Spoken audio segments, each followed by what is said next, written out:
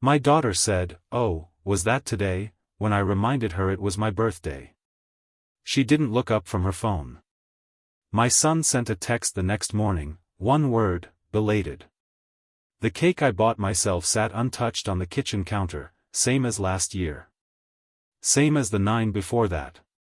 So this time, I bought something else too, a folder, thick with paper. When they ask why, I'll remind them what they forgot. It didn't happen all at once. At first, it was the little things, a call cut short, a visit rescheduled. Understandable, I told myself. Life moves quickly when you're young. After Martha passed, I gave them space. I didn't want to burden them with my grief when they were still chasing careers, promotions, and parent-teacher conferences. I was still working part-time then, fixing clocks in my workshop out back. The ticking soothed me. Gave my hands something to do while the house adjusted to her absence. But the house felt colder without her voice in the hallways, without the smell of her shampoo lingering in the bathroom after her evening baths. The kids didn't stay long after the funeral. My son, Rob, flew back east within 3 days. His wife, Madison, apologized for the rush. Something about a board meeting he just couldn't move. My daughter, Elise, stayed another week. But even she seemed anxious to get back to her life, the city, the clients, the noise. She hugged me once at the airport, soft and distracted, like someone hugging a coworker they barely knew. After that, the phone rang less. Birthdays came, holidays too. The first Thanksgiving, I roasted a small turkey. Set the table for 5, even though it was just me and the radio. Elise sent a text that morning, "Hope you're doing okay. Love you." No call. Rob didn't say anything at all. By the second year, I stopped putting out the extra chairs. One Sunday, Madison called, the only time she ever did without Rob prompting her. I remember because I was outside raking leaves and almost didn't hear the phone over the scraping of metal on concrete. She asked how I was doing, then quickly pivoted. "So, not to be awkward, but Rob was wondering if you've thought about selling the house. You know, downsizing? Something smaller might be easier." I glanced at the window as she spoke. Martha's curtains still hung there, faded rose with hand-stitched trim. She made them during our second year in the house, humming while she sewed by the fireplace. "I like the space," I said quietly. She laughed, too lightly. "Of course. No pressure. Just thinking out loud." They didn't ask how the garden was coming along. They used to. Elise loved those hydrangeas when she was young. Used to steal them to press between the pages of her books. Rob would climb the apple tree and come down sticky with juice and pride. But those stories didn't belong to them anymore. Not really. I visited Elise a few months later. She lived in a condo that smelled faintly of lemon cleaner and perfume. Her daughter, Ivy, didn't recognize me at first. Called me the coat man because I was holding a gift bag. Her walls were covered with framed memories, school trips, vacation shots, Elise with colleagues and clients. I found one photo of Martha, half hidden behind a candle. "Where's the one of us at the lake?" I asked, pointing to a blank stretch of wall where it used to hang. Elise hesitated. "Oh. I think it broke. During the move." She didn't offer tea. Or to look for it. Just smiled politely and changed the subject. That night, I drove home under a rain-heavy sky, the kind that makes headlights blur. I passed by the diner where Martha and I used to split a milkshake on Fridays. They'd repainted it. Took down the neon sign. The place looked like any other now. The house welcomed me back with silence. I hung my coat by the door and listened to the grandfather clock chime 11. Each note echoed just a little longer than it used to. I stood there for a while, not moving, letting the cold from outside settle into my coat sleeves. I still sent birthday cards that year. Still called. Still left voicemails. But one by one, I noticed the edges curling, of photos in their homes, of their voices on the line, of the memories we once held together. A slow fade. Not dramatic. Just quiet. One afternoon, I caught my reflection in the hallway mirror. Same gray sweater Martha used to mend when the elbows wore thin. My beard longer now. Eyes more tired than I remembered. I pressed my palm against the glass. It was cool. Something inside me said, they're not coming back the same. So I started keeping notes, not out of anger, but clarity. Missed calls. Forgotten days. The shift in their voices when they spoke to me, the way their sentences ended just a little too quickly. The sense that I was no longer someone they turned to, just someone they managed. I didn't know then how deep that silence would grow. But I could feel it beginning. It started in the distance of their voices. And settled in the spaces they no longer filled. The morning of my 70th birthday began with the sound of a faucet dripping in the kitchen. It echoed in the stillness like a metronome, slow, deliberate, unchanging. The kind of sound you only notice when everything else is quiet. I rose earlier than usual. Not out of excitement, but habit. Martha used to make a big deal out of birthdays, especially milestone ones. She'd hum in the kitchen while icing a cake, usually chocolate with a hint of cinnamon. There'd be a card waiting on my chair, always signed with her looping script and a lipstick kiss on the corner. I walked past her chair that morning. It still creaked when I brushed it. The cushion, faded blue, held the shape of her more than a decade later. The phone stayed silent. By 9 a.m., I had brewed a pot of coffee and poured it into the mug with "World's Best Dad" written in peeling gold letters. Rob gave me that mug when he was 9, after winning it at a school raffle. It's the one I always used on my birthday. The rim had a chip now, just enough to catch on the edge of my lip if I wasn't careful. At 10 a.m., I checked the landline, still working. No voicemails. No missed calls. I looked at my cell phone, just to be sure. Nothing there either. Not even a message from Elise, who was usually the first to remember, or pretend to. I turned on the radio for noise. The announcer said it was going to be a warm day. Great day for celebrations, he said with a chuckle. I turned it off. The cake took me 2 hours to make. I followed Martha's old recipe, the one on the yellowing index card in the tin box with her handwriting smudged by years of flour and sugar. I greased the pan like she did. Let it cool just long enough before icing it. The smell filled the house, rich and soft, but it felt like filling a room no one was coming to. At noon, I set the table, 1 plate, 1 fork, 1 folded napkin. The second plate stayed in the cupboard. I sat down and stared at the candle I hadn't lit. The silence wasn't angry. It wasn't even new. It was just, sharper that day. I thought about the birthdays before. My 60th, they had all come. Martha was still with us then, thin but smiling. Rob grilled steaks in the backyard while Elise made fun of his apron. Ivy ran through the sprinklers in her socks. We took a group photo under the maple tree. I still have it, tucked in the back of a drawer. You can see Martha's hand on my shoulder. But over the years, even that photo stopped being displayed. Elise said it didn't match her new decor. At 2 p.m., the doorbell rang. My chest lifted, foolishly. It was a delivery, someone else's package, dropped at the wrong address. I handed it back to the driver without a word. At 3 p.m., I ate a slice of the cake. The icing was too thick, the sponge a bit dry. I made a note to reduce the baking time next year, if there would be a next year to bother. Still nothing. No text, no knock, no voice. By 5 p.m., the house had cooled.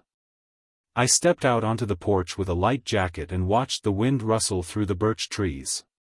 Leaves danced along the driveway like children who didn't know they'd been forgotten. At 6 p.m., my neighbor, Joyce, waved from across the street. She didn't know. I didn't tell her. By 8, the sun dipped behind the fence line. The porch light flickered when it came on, same way it had last year. I'd meant to fix it. I left the cake uncovered, just to see if it would go stale faster. I didn't put the dishes away. I didn't call them. I didn't want to know what excuse would come this time. Elise would likely say she thought it was next weekend. Rob would claim a work thing, always a work thing. Madison wouldn't say anything at all. She hadn't in years. At 9:30, I checked my phone one last time. A single text blinked on the screen. Rob, belated. Hope it was good. That was it. No name. No photo. No voice. I stared at the screen for a moment, then turned it off. I didn't reply. In the quiet, I poured myself a glass of water and sat at the kitchen table. The overhead light buzzed faintly, casting a dull gold over the white tablecloth. I traced one finger along the stitched edge. Martha made that cloth too. I thought about what it meant, to be remembered, to be celebrated, to be acknowledged. It wasn't the cake or the gifts or the songs. It was effort. It was presence. It was knowing that, for one day, someone paused their life to say, "You matter." They hadn't said it in 10 years. And somewhere between the untouched second plate and the chipped mug, I stopped expecting them to. I wasn't supposed to hear them. It was a Tuesday afternoon in early spring. The kind of day where sunlight drapes over everything like a quiet blessing. I was folding laundry by the window, warm towels still holding the scent of the line, cotton shirts softened by the breeze. They dropped by unannounced, something they rarely did anymore. I had been in the back room, stacking shirts, when I heard their voices in the kitchen. Rob and Madison. At first, I didn't listen. I gave them their space. But then my name surfaced, low, almost a whisper, but clear enough to still the motion of my hands. "He doesn't spend much," Madison said. Her voice was tight, clipped. "Groceries, utilities. That's it. Barely even uses his credit card." I stayed frozen, a soft flannel held against my chest. Rob exhaled, not quite a laugh. "Yeah." I looked. "His accounts are just sitting there. It's kind of promising." Madison again, "We've waited this long. Just keep smiling. He's not going to be around forever." A towel slipped from my hand to the floor. They didn't hear it. I stood there, staring at the window, at the hydrangeas just beginning to bloom, at the sway of the trees Martha once called her green orchestra. The voices behind me faded into the rhythm of cabinets closing and the clink of teacups on porcelain. I stayed in that room until I heard the front door shut and their car pull away. Then I sat. For a long time. The chair beneath me was old, maple, with joints I re-glued myself after Martha's back went out and she needed something steadier in the kitchen. My hand found the armrest and gripped it until the bone beneath my thumb ached. The words didn't replay in my head. They echoed. Over and over, not in full, but in fragments. He doesn't spend much. It's kind of promising. He's not going to be around forever. That was how they spoke of me. As though I were an investment. A timeline. A pending transaction. I don't know how long I sat there. Long enough for the light to change, that soft golden shift just before dusk when the shadows stretch and everything feels a little older. I eventually rose and returned to the kitchen. Their mugs were still on the counter, one with lipstick on the rim, the other half full of tea Rob never finished. I poured both into the sink. The tea swirled down the drain like something draining out of me too. I opened the drawer beside the furnace. The metal handle was cool to the touch. The papers were still there, my will, untouched since Martha and I had signed it years ago. Back then, everything went to the kids. It made sense. It felt right. I stared at the pages for a long time. Read every line like it belonged to someone else. My name printed neatly. Signatures at the bottom. Rob's. Elisa's. The lawyer we trusted. I slid it back into the folder and closed the drawer, but slower this time. Something inside me had shifted. I didn't cry. I didn't shout. I just sat back down and looked at the clock. It ticked on, steady and indifferent. I thought about the first time Rob drove a car. The way his hands trembled on the wheel, how he looked over at me for reassurance. I thought about Madison's bridal shower, and how Martha stayed up 2 nights stitching lace onto the tablecloths. I thought about the days after Ivy was born, when Elise would call just to share how her daughter giggled or rolled over or looked at the ceiling fan like it was magic. Those memories didn't vanish. They just felt borrowed now. Like something I'd lent them without a return date. The next morning, I walked out to the mailbox, the grass still damp from the night. A thin layer of mist clung to the hedges. I stood for a moment, looking at the garden bed that Martha loved, her name still etched into the small stone marker we'd placed beside the lilies. I made a decision that morning. Not in anger. Not in bitterness. In clarity. They had spoken freely, believing I wouldn't hear. But I had. And what I heard could not be unheard. Later that week, I called Elise. Just to talk. She picked up on the 3rd ring. Hey, Dad. Everything okay? I asked her about Ivy. About work. About life. She answered, but distracted. Her voice came through muffled, as if she were driving or folding laundry or checking email while speaking.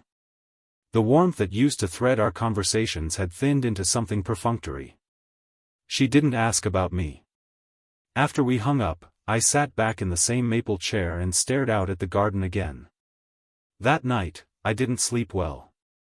Not from pain, not from fear, just from the weight of realization. Some truths don't land with thunder. They settle, quietly, like dust. By morning, I had moved the folder out of the furnace drawer and into my desk. The air felt colder, even though the thermostat said otherwise. What would you do if you overheard your children planning around your death? It wasn't a loud betrayal. No shouting. No dramatic slam of a door. Just a quiet forgetting, the kind that hollows you from the inside out. I learned about Ivy's graduation from Denise, the woman who walks her dog past my house every morning. She mentioned it while tying her shoelace at the end of my driveway. You must be proud, she said. I saw Elisa's photos online. Ivy looked stunning in her cap and gown. I nodded slowly, feeling the chill of her words settle into my chest like damp air. Oh, I said, careful to keep my tone even. What day was that? She smiled. Last weekend. Gorgeous weather. They had a big celebration, lots of friends, looked like a catered thing. I'm sure you were there. I smiled back, but only with my mouth. That afternoon, I walked down to the post office with a card I'd written the week before. Inside was a check, nothing extravagant, but thoughtful. I had chosen the card carefully, one with ivy leaves embossed in gold foil. Thought she might smile at the pun. I left it in their mailbox myself. Elisa's car was in the driveway, the engine ticking as it cooled. I didn't knock. I waited a week. Nothing came. No call. No text. Not even a thank you email from Ivy, who used to sit on my lap and play with the buttons on my flannel shirts. I told myself she was busy. I told myself Elise was forgetful. But deep down, I stopped believing those stories the moment Denise walked away. The next family dinner was 2 weeks later. They invited me to Rob's house, a Sunday evening gathering, just a casual meal. I went. Not out of eagerness, but curiosity. I wanted to see what they looked like when they pretended nothing was wrong. The house smelled like citrus cleaner and candle wax. Madison greeted me at the door with a light pat on the arm. Elise was already inside, laughing with Rob about some office joke I didn't understand. They'd set the table for 8. I paused at the doorway, scanning faces. Ivy was there, sitting beside a boy I didn't recognize. There were 2 others I'd never met, one introduced as Rob's coworker, the other as a friend passing through. My place, the seat at the end of the table I'd always taken, was occupied. The coworker sat there, talking loudly about stock options and market trends. No one looked at me to notice. They gave me the chair by the window. The meal was roast chicken, slightly dry, with cold bread rolls and salad that had wilted at the edges. They talked over me, about vacations, bonuses, renovations. No one mentioned the card. Or the check. Or the graduation. After dessert, I offered to help clean. Madison waved me off. "We've got it," she said, already stacking plates with the coworker. I stood for a moment in the doorway, the clink of dishes echoing behind me. The air smelled faintly of lemon and detergent, but it didn't cover the sourness settling in my gut. When they took a group photo in the living room, I was still rinsing my hands at the sink. I heard the laughter, the countdown. 3, 2, 1, smile. I stepped into the room as the flash went off. No one turned around. They posted that photo the next morning. I saw it through a tagged image, all of them smiling, arms around each other, the fireplace glowing behind them. I was there, blurred in the background by the hallway mirror. A ghost in my own family's portrait. That afternoon, I opened the drawer where I used to keep birthday reminders, index cards with names, dates, little notes about what kind of cake they liked or what gift made them laugh. I took them all out. Every one. Rob, May 3rd, chess set at 12, cufflinks at 35. Elise, August 19th, lilac perfume, always lilies. Ivy, November 12th, strawberry jam, journal with a lock. I placed the stack in the fireplace. Lit a match. Watched the cards curl inward like leaves in winter. Not out of spite. Out of finality. I sat in the dim light of the hearth, the flame small but steady. My house, my silence, my time, none of it felt sad. Just true. They had forgotten my milestones long before I ever questioned theirs. The final straw wasn't anger. It was recognition. I no longer belonged to the center of their lives. I was orbiting now, visible only when convenient, dim when distant. That night, I didn't dream. I woke with a clear head and steady hands. The weight I'd been carrying, of hope, of waiting, of explaining away their absence, was gone. I walked outside before sunrise and stood barefoot in the dewy grass. The sky was pale with coming light. The earth, quiet and ready. I had spent years clinging to what once was. Now, I was ready to build what came next. The silence wasn't sudden.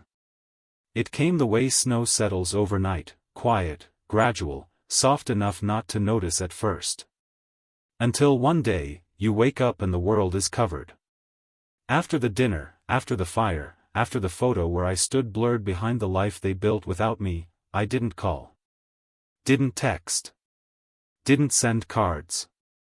Not in anger, I'd already walked past that feeling. This was different. This was peace. The first week passed without notice. No one checked in. No one asked if I got home safe. I cleaned the gutters. Repaired the loose stair rail. Cooked meals with no recipes and plenty of time. The house settled into a new rhythm, one of my own choosing. Joyce, my neighbor, asked if I was okay. I told her I'd never felt more like myself. She smiled, then handed me a small loaf of banana bread. No occasion. Just because. The days took shape in smaller things. I polished my shoes, even if I had nowhere to wear them. Took Martha's old scarves to the donation bin, kept one, the lavender one she wore on chilly mornings, the edges still smelling faintly of her. Each morning, I sat on the back porch with a cup of coffee, steam rising into the still air. The maple tree rustled gently, like it remembered the hands that planted it. I thought about carving something into it, a date, a word, but chose instead to let it speak for itself. I read the paper front to back. Did the crossword in ink. Walked to the post office even when I had nothing to send. The clerk began to greet me by name again. She asked if I was working on any new clocks, and I smiled. I had just repaired one with a cracked gear and a brass casing that caught the sun like a coin in water. Some evenings, I would play old records. Not loudly, just enough to fill the corners of the living room with warmth. Ella Fitzgerald. Nat King Cole. The kind of music that moves slower than time. One afternoon, I visited the community library. Donated a box of Martha's cookbooks, the ones with notes in the margins and splatters on the pages. The librarian, a young woman with tired eyes and a patient smile, thanked me. She asked if I wanted to stay for the reading hour. I did. It was a story for children, about a fox who lost his way and found a home in the unlikeliest place. I sat in the back, listening. Not because I needed the story, but because I needed the stillness it offered. No one from my family called. Not for weeks. Then months. At first, I checked the phone every evening, just in case. A text. A voicemail. Even a missed call would have been enough. But nothing came. And slowly, I stopped expecting it. Ivy didn't write. Elise didn't send her usual holiday card. Rob didn't ask if the furnace still worked, even though winter came early and bit hard that year. Instead, I found warmth in other ways. The neighbor's dog, Benny, began visiting more often. A golden retriever with eyes that seemed to understand everything. He'd rest his head on my knee while I sat outside, his breath fogging in the morning chill. I spoke to him more than I care to admit. "Funny thing," I said once, scratching behind his ear, "you remember where home is better than they do." He looked up at me like he agreed. I fixed the shed roof when the first snow came. The shingles creaked under my weight, but I took my time. There was no one rushing me now. No reason to hurry. Inside the shed, I found a box of old letters, ones Martha and I had written when we were courting. The paper had yellowed, but her words hadn't faded. She wrote about dreams we hadn't yet lived. About a family we would build. About a love that would outlast time. I read them aloud, softly, to the dust and the tools and the echo of what once was. Then I sealed the box again and placed it high on a shelf. I didn't need to revisit it often. Once was enough. By February, the silence no longer felt like absence. It felt like space. Room to breathe.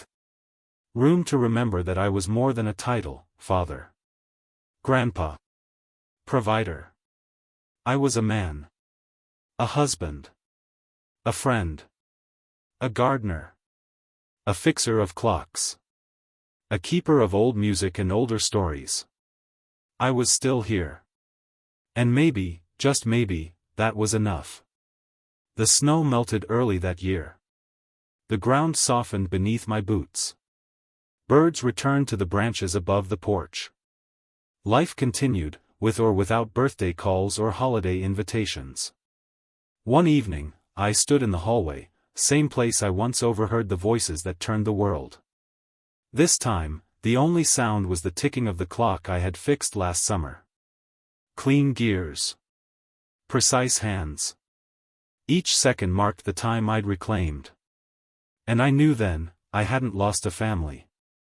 I had found myself. The idea came to me slowly, the same way the cold creeps in around a loose windowpane. At first, I only meant to review the will. See if everything was in order. But as I stood in the attic, folder in hand, the dust thick in the air and sunlight angling through the wooden slats, something shifted. The papers still bore Martha's signature, her name looping beside mine. We'd written it with love, with trust. The kind of faith that doesn't imagine neglect. We never planned for silence. That afternoon, I drove into town. Parked a few blocks from the square and walked the rest. The law office was tucked between a bakery and an old music shop. The bell above the door rang softly when I entered. She was young, my new lawyer. Sharp eyes, hair pulled back, no ring on her finger. Her handshake was firm but not rushed. Her name was Claire. "I'd like to make some changes," I said, setting the folder on her desk. She opened it and scanned. "This is thorough. Well organized. What kind of changes?" I looked out the window behind her. The tree outside had just begun to bud. "I want to leave things to people who saw me while I was still here." She didn't flinch. Just nodded and clicked her pen. We worked in quiet for nearly 2 hours. The language was careful. Clear. She guided me through updates to the will, the trust, the health directives. No emotion in her voice, just precision. "I assume you want to remove your current beneficiaries?" she asked gently. "Yes," I said. "Except for one letter, they should still receive that." "And instead?" I slid a separate list toward her. "The library. A local hospice program. A scholarship fund in Martha's name. And Joyce, my neighbor, who once shoveled my driveway without being asked and never told anyone about it." Claire smiled at the list. "You've thought this through." I nodded. "I've had time." The process took a few visits. Each one quieter than the last. Claire never pried, never asked about the story behind the change. She only asked the right questions and made sure every signature was placed with intention. Back home, I began to tidy the office. Not clean, tidy. I sorted drawers, labeled folders, arranged the desk just as Martha used to. I burned old tax papers. Shredded notes from forgotten tasks. What remained was lean and deliberate. In the third drawer down, I placed the new folder, dark blue with gold edges. Inside were the updated documents, along with sealed letters for each of my children. Rob's was short. 2 pages. I wrote it after midnight one night, when the wind was loud outside and the fireplace crackled like it remembered voices. I told him I loved him. That I always did. But that love is not the same as trust. That some things, once said, cannot be unsaid. Elisa's letter was longer. Not because she hurt me more, but because I had more memories of her warmth. I reminded her of days she used to call just to say hello. How I missed the sound of her voice when it wasn't asking for something. Ivy's letter was just 1 page. I didn't blame her. She was young. But I told her what I hoped for, that one day, she might remember me as more than the quiet man in the background of photos. Each letter was folded neatly. Dated. Signed in pen that didn't smudge. I didn't tell anyone what I had done. That was the point. No drama. No announcement. Only preparation. Spring deepened. The days stretched longer. I found myself whistling again while watering the garden. A habit I thought I'd lost with Martha. One morning, I walked to the library and saw a boy sitting on the front steps, nose buried in a book. He looked up as I passed. I nodded. "You like to read?" I asked. He grinned. "A lot." "Good," I said. "Keep doing that." It was a small moment. But it stayed with me. That afternoon, I added a line to the scholarship fund, preference given to children who use the library. I spent the next week making sure every key in the house had a purpose. One for the shed. One for the drawer. One for the old clock that still chimed Martha's favorite tune every hour. No one noticed I'd been quiet. No one asked where I'd been. And that, more than anything, confirmed my decision. This wasn't punishment. It was clarity made permanent. Before the last signature, Claire looked at me and asked, "Are you sure?" I nodded once. "They let go of me a long time ago. I'm just catching up." She slid the final page across the desk. I signed it. Then I walked out into the early evening air, the sun low and warm on my shoulders, and felt something I hadn't in years. Freedom. Would you leave your estate to those who ignored you, or to those who valued your presence? It happened quietly.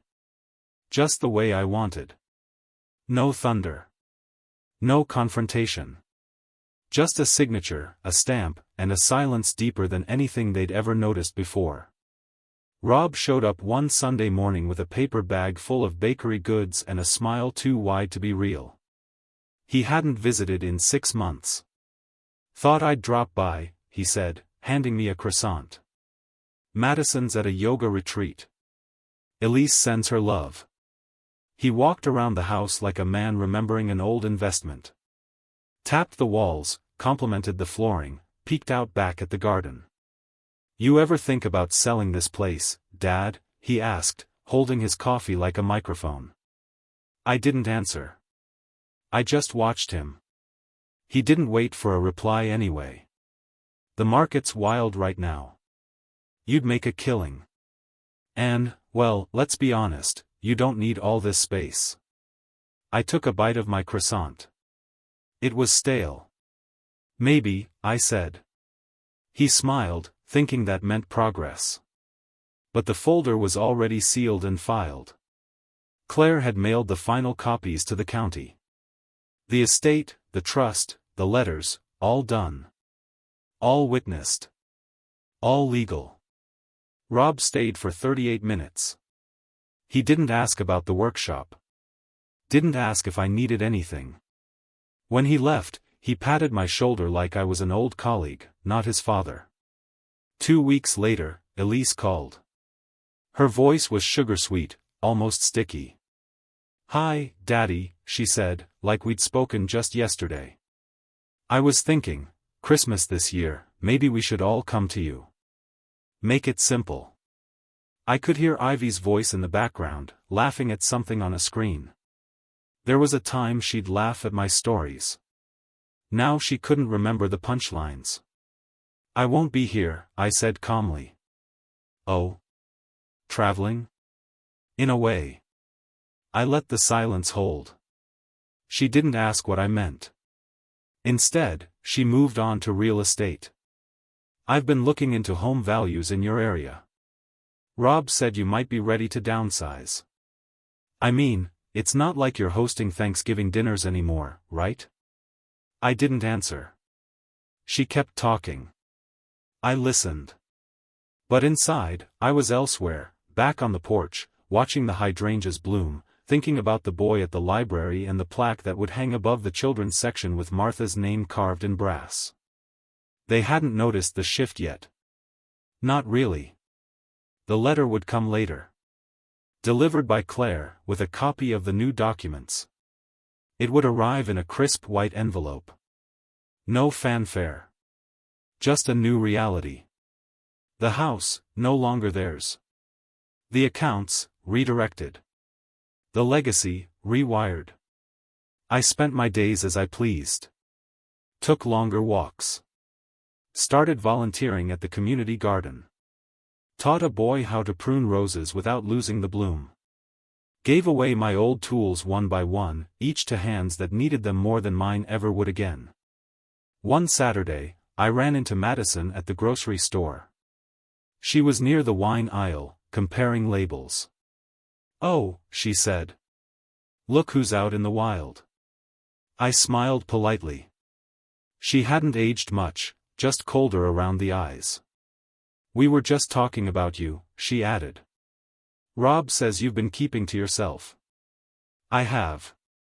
She hesitated, unsure of what to say next. "We should have dinner sometime," she said finally. "Maybe." She forced a chuckle. "Still mysterious, I see." I nodded. You have a good day, Madison. She opened her mouth to say something else but didn't. I walked away, leaving her standing beside a bottle of Chardonnay she'd never offer me. Back home, the sun was beginning to dip. I sat in the workshop, polishing a clock I'd finished weeks ago. It wasn't for anyone. Just something to keep my hands busy. The ticking filled the room like a metronome for my thoughts. I opened the drawer once more, the one where the blue folder lived now. Just to make sure it was still there. Still real. It was. I didn't read the letters again. I didn't need to. I just touched the edge of the folder and let my hand rest there. A storm rolled in that night, soft rain tapping the windows, wind pushing gently against the shutters. I made a cup of tea. The kind Martha liked, with honey and a drop of lemon. I sat at the kitchen table, listening to the storm and the ticking clock, and felt something settle inside me. Not triumph. Not revenge. Just balance. They would learn in time. Not with a bang. Not in anger. Just a letter in the mail, a question left hanging, and a truth too late to rewrite. Let them ask each other, did he mean to do this? Let them search their voicemails, scroll through old texts, replay birthdays they missed and holidays they skipped. Let them remember the man who once waited by the phone and no longer does. The strike had already happened. They just hadn't noticed the silence growing around them. But they would. They always do. I didn't hear their voices. I felt them first, through the tremble of tires on gravel, the dull slam of car doors outside my window. Sunday morning, just past 8. They never came that early unless something had cracked. I was slicing an apple in the kitchen when the knock came. Not rushed. Not polite either. Just firm. When I opened the door, Rob stood there with Elise beside him. Both dressed for control, coats too stiff for the weather, smiles that didn't quite reach their eyes. Madison wasn't with them. Ivy neither. This wasn't a visit. Rob held an envelope in his hand, already opened. So, he said, we got a letter. I stepped back without a word. Let them in. Elise walked ahead of me like she still lived here. Her heels clicked on the wood Martha once polished every spring. They didn't sit. You rewrote the will, Rob said. Without telling us. I nodded once. Yes. He blinked, stunned by the calm. Elise, I said, turning toward her, did you read your letter? She looked away. I did. And? You didn't even talk to us, she snapped. You just decided. You left us out. I moved slowly to the kitchen table, placed the apple slices in a small bowl, and sat down. The clock ticked behind me, loud in the silence they didn't know how to fill. I spoke, I said quietly. You weren't listening. Rob's jaw clenched. You're our father. We're your family. You were, I said. And in name, you still are. But not in presence. Not in effort. Elisa's voice broke, sharp and thin. So what, this is punishment? No, I said. This is protection. Of what matters. Of what Martha and I built with care. It isn't meant to wound. It's meant to preserve. Rob stepped forward, trying to loom, to tower. But I had years on him. Not just in age, in understanding. You really think this is fair? He asked. After everything? I looked at him, and for the first time, I didn't see my son. I saw a man calculating the weight of a lost inheritance, not the weight of a father's absence. Fair, I said slowly, would have been a phone call on my birthday. A chair saved at the table. A thank you when I showed up without needing to. Elise folded her arms. You could have said something. You could have told us how you felt. I did, I said. In silence. In distance. In every gift left unanswered. In every photo I stood outside of. They didn't reply. The wind outside shifted. A branch scraped softly against the windowpane. You want it to hurt, Rob said. You want us to feel guilty. No, I said. I want you to understand. So that you don't do this to anyone else. So that Ivy doesn't one day sit alone with a cake no one touches. Elise sat then. Slowly. Her hands folded in her lap like a child at confession. I just thought you were okay, she said. Independent. Strong. I am, I said. Now. But strength doesn't excuse neglect. Rob still stood, shoulders tight, breathing uneven. His pride had no place to land. You know, we always figured, he began, then stopped. His hand hovered near the envelope. I waited. You were fine, he said finally. Comfortable. We thought we had time. Time. That word clung to the air like dust in late afternoon light. You had it, I said. 10 years of it. He sat down then. The kind of sit that comes with defeat, not rest. So what now? Elise asked. You're just done with us? No, I said. I'm at peace. There's a difference. They looked at each other then. A small, silent glance. Not of unity, of shared loss. I pushed the bowl of apple slices toward them. Neither reached. I don't hate you, I said. I don't even blame you. But I can't leave behind something that meant everything to me, to people who treated it like nothing. They didn't argue. They didn't cry. They just sat, and for the first time in years, they heard me. When they left, they didn't hug me. Elise touched my shoulder as she passed, the kind of touch you give to someone you finally see. Their car pulled away slowly. No slam of doors this time. No hurry. The house felt the same when they left. But I didn't. If love must be earned, how would you want to be remembered? These days, the mornings come slow and soft. I wake without an alarm, the way the body does when it's no longer bracing for anything. Light filters through the curtains Martha stitched, yellow cotton with little white flowers, and paints the room in quiet gold. I lie there for a while, listening to the hum of the refrigerator, the creak of the wood beams above me, the bird that sings from the power line just past 7. Peace isn't something loud. It doesn't arrive like a trumpet or a knock at the door. It settles. Quietly. Like dust in a room no longer disturbed. After they left, Rob and Elise, I didn't expect a follow-up. And I didn't get one. No angry letters. No apology cards. Just silence. This time, mutual. And that was fine. I went back to the garden, one bed at a time. The lilies bloomed early that year. The hydrangeas stretched wider than they had in a decade. I planted a new row of lavender, mostly for the bees, partly because Martha always liked the way it made the air smell in June.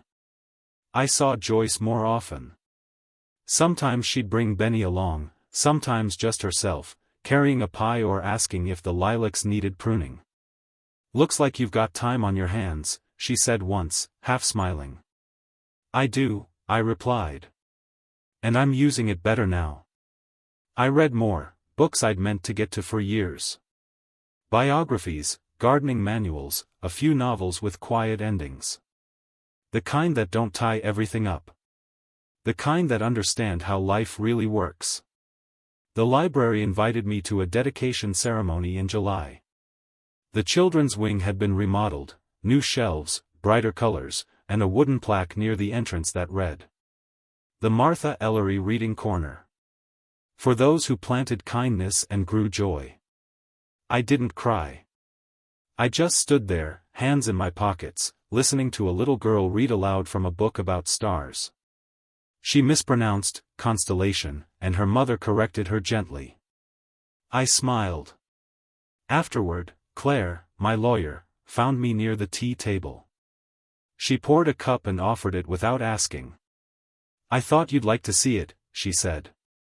"I'm glad I did." She nodded toward the plaque. "That's a beautiful legacy." "It is," I said. "And the right one." At home, I'd taken to journaling again. Nothing elaborate, just notes. Things I noticed. Things I felt. I kept it on the table beside my bed, next to a photo of Martha and me from our 35th anniversary. We're sitting in lawn chairs, feet bare, wine glasses in hand, laughing at something that's long since slipped from memory. Ivy never called. But one day, in late August, I received a postcard. The handwriting was round and unfamiliar. The kind of script that comes from someone just learning cursive. It said, "Grandpa, Mom said you like stars. I do too. I hope you're okay. Love, Ivy." No return address. No last name. Just the message. I placed it between the pages of a book on constellations. Right next to the Orion chapter. That was enough. The house didn't feel empty anymore. Just quiet. Just mine.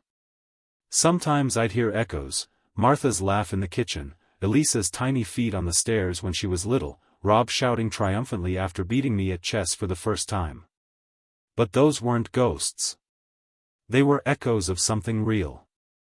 Something that once held weight. And in some way, still did. But I no longer waited for the phone to ring. I no longer set extra plates at the table. I no longer lit candles hoping someone would knock at the door. Instead, I lived. Slowly. Intentionally. Kindly. I donated more, not just money, but time. Stories. Lessons. A boy at the garden asked me once what I did before I retired. I told him I fixed things. He grinned. Like a superhero? Not quite, I said. Just clocks and fences and people, when I could. He thought that was enough. And maybe he was right. In the shed, I still kept the blue folder. Still dusted it once a month. Not out of need. Out of respect. For the decision I made. For the boundary I held.